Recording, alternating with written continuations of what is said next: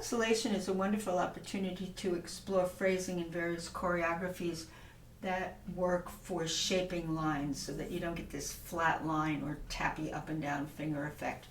It has lots of slurs, it has repeated notes. When you have repeated note patterns, such as in the beginning where you, for instance, have D, E, D, E, D, E, D, C, D, C, and that can get very tappy unless you roll groups of these notes and you have little bits of a swell through these little patterns of E, D, E, D, E, D in the first measure, and then D, C, D, C, and the next measure G, F, G, F, and these are part of an introduction of a number of measures. You have to figure out how they can move and have little waves through the repeated notes. Kind of experiment with ways to do that. What he does is he starts with an alto voice that he's held across the first measure, and then he has another alto voice with each subsequent measure. And then the repeated notes that I talked about are the soprano line. But in a way, you're listening to the soprano line, but you're also listening to the harmonic underpinning of this. The first thing I would do is, actually I would play the two parts, the alto voice and the soprano voice, and I would listen for how I'm going to shape the repeated pairs of D, E, D, E, D, and D, C, D, C, and G, F, G, F, and F, E, F, E. And here's how I've come to the conclusion of what I do. So I have the alto voice, and then I have, so I'm really rolling forward, and next one. I'm not tapping, I'm dragging these, and I have the wrist rolling a little forward and back.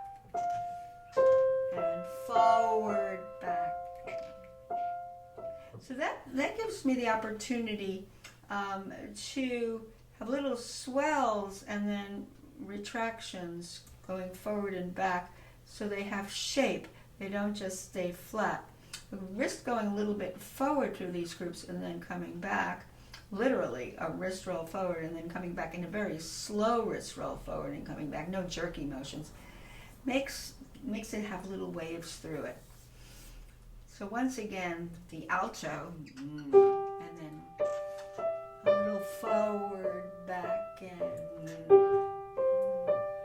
forward, back, and forward, back, and resolve.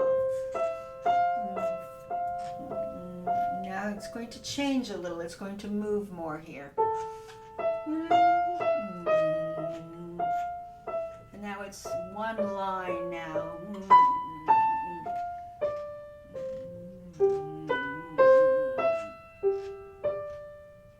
And that is actually the introduction. And the other thing to be aware of, beside the way I'm contouring the repeated notes, is the harmony, because if you have an underlying harmony in the first measure of a G and a D, and you're in the key of C major, that's already spelling out the dominant chord. You only need two notes to feel that dominant chord there.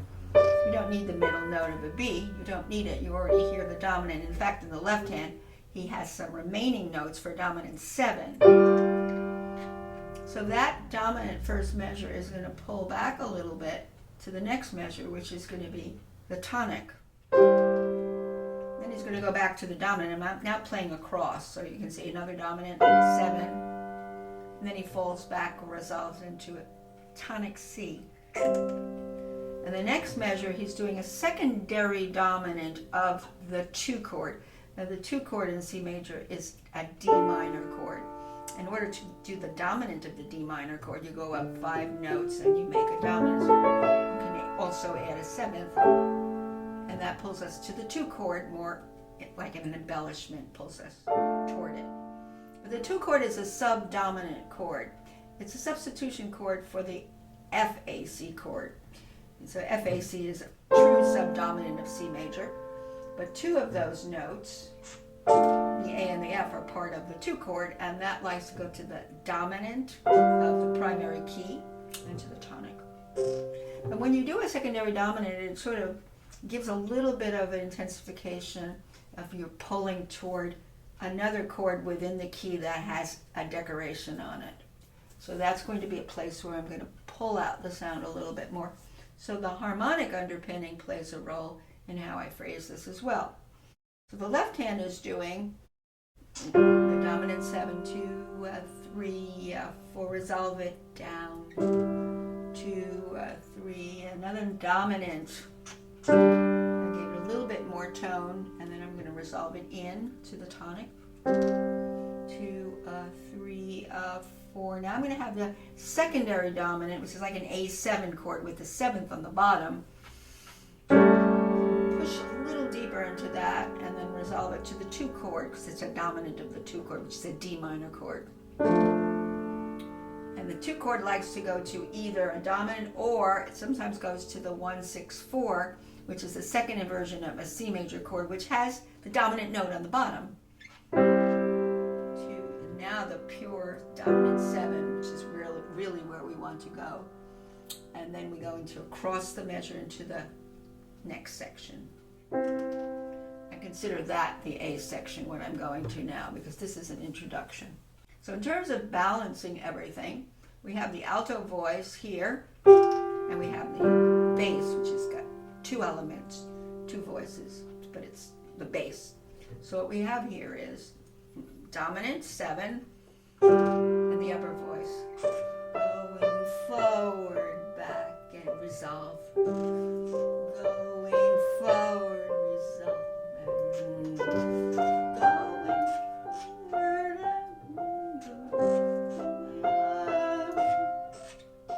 and now more here. Roll them and lean and 1, 6, 4, dominant.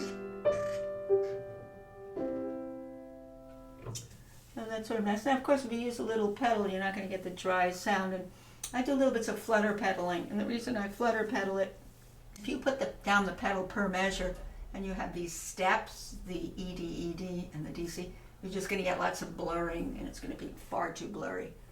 So you can use a little bit of blurring, but you come off, so you go on and off, because you want the warmth of this romantic music, because it is in this genre and this era not to have dry sounds, particularly in this piece.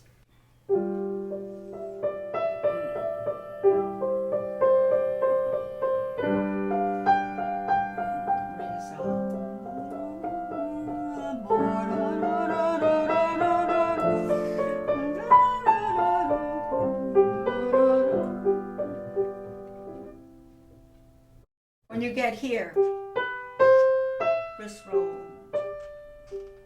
Now the reason that is so a good idea is because you have common tones a lot in this music, and you don't want the common tones jumping out, especially here with the G's. This G and this G. So you want to kind of fold them in.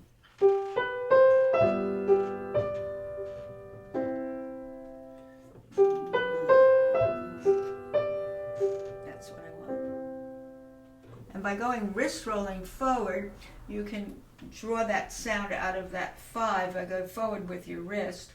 Here. Forward, forward, back. Still going horizontally, even if you're doing that, you're thinking you're floating sideways. You're not going to want vertical sounds. You're going to go floating across the piece. This is officially where your A section starts. And he has a pattern here. He has what he just did at the end here, which was, he's going to pick up that pattern of holding that E over, it's a double stem note. So that's why it's brought out. Now instead of putting the C on the downbeat, he puts the chord as the resolution from the dominant 7. You want that to be quite quiet, because that's not the melody yet. Now here's the melody. Now here I don't really use forward wrist roll as much as I use a little bit of a lateral rotation through these. Now that you can block these first, this way. What I'm doing.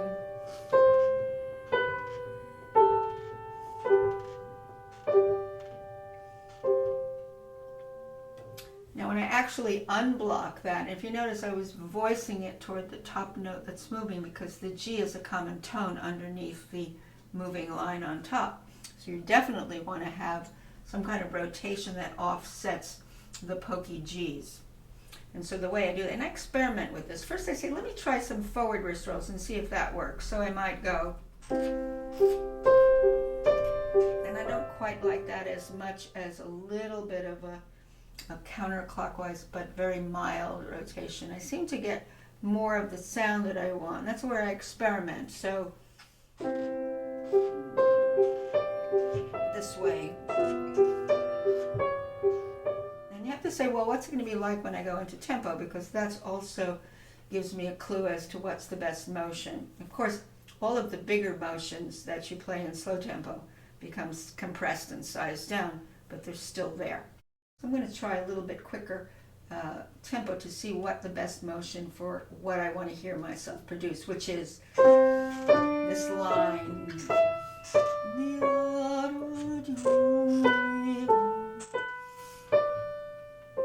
So I want that to go horizontal. Now the tendency is when you see pairs of notes, like you see a pair, you want to do that, and that's fine as long as ultimately you take that across as a floating line.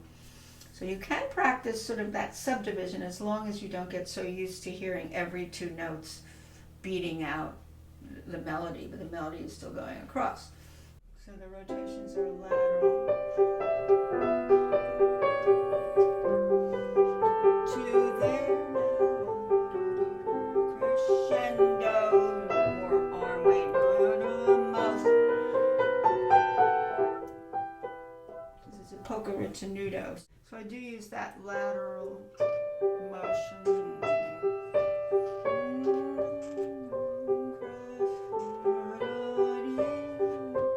In between crescendo, long crescendo.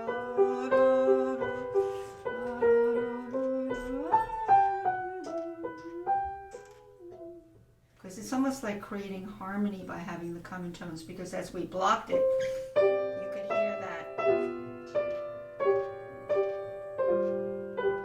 But it's unraveling with alternate notes, but it gives it a little bit more fuller harmony when you have a double stem note and then the common tone G's in between.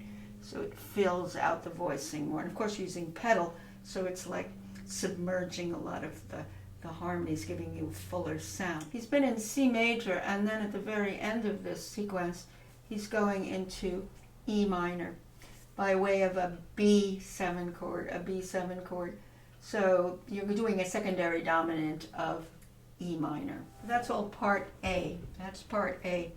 Now part B, he's going back to C major, but this was E minor cadence just now. So you went from beginning of the piece C major with a secondary dominant of D minor, cadence, C major, second part C major, dominant, C major, dominant, E minor, which is the 3 chord, and it's dominant of itself, E minor.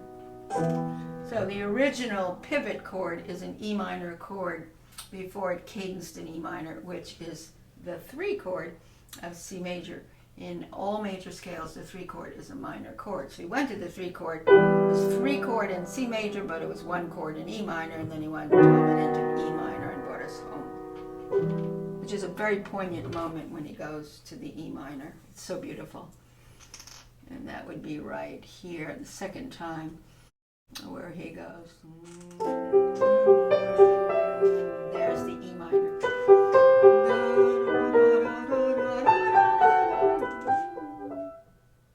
Now this next section is good to block, because what you see now is those pairs with the double stems in the left hand, and I would block it to hear the moving notes, which are, you can hear the G is the common tone that's on top.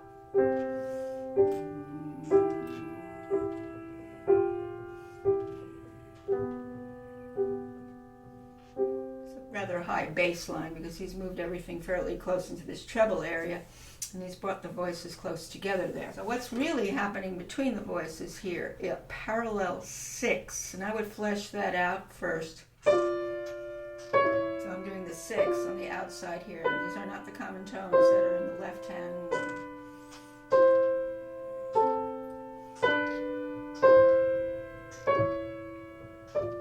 And then 2.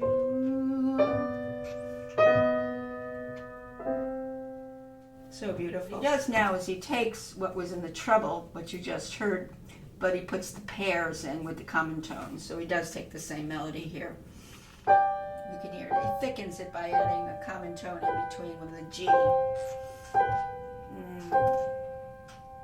And then he has a single line. 2 there and then taper back to there. So you can block like this. Keep a supple wrist. So I'm voicing now.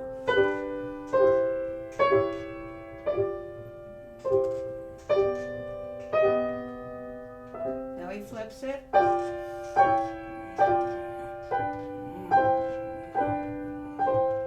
And a single line.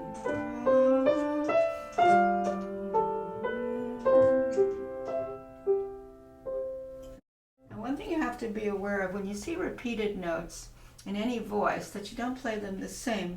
And just now, that's exactly what I didn't do when I went. So,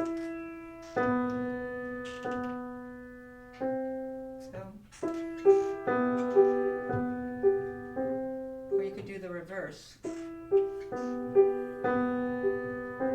As long as they're not the same, because then it becomes very robotic and it sounds like it's tapped out instead of a flowing horizontal line that each B that's next to each other has a different role in the playing, in the phrase.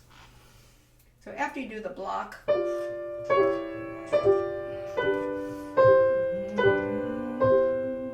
says crescendo a little. See what I'm doing with those repeated notes?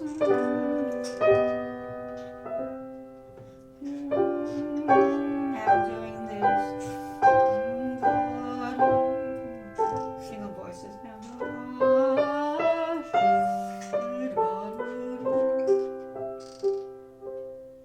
Now he goes to the second ending and the piece will finish. Dominant. This is a little codetta. The harmony tells you to lean a little, then fade away.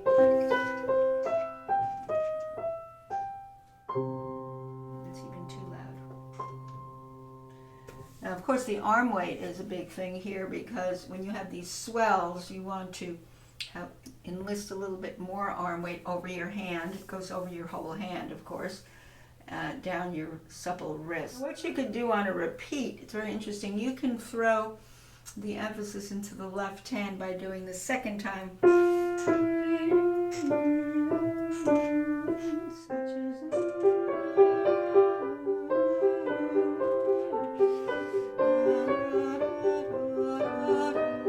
Do different things, but you can stick to the soprano line.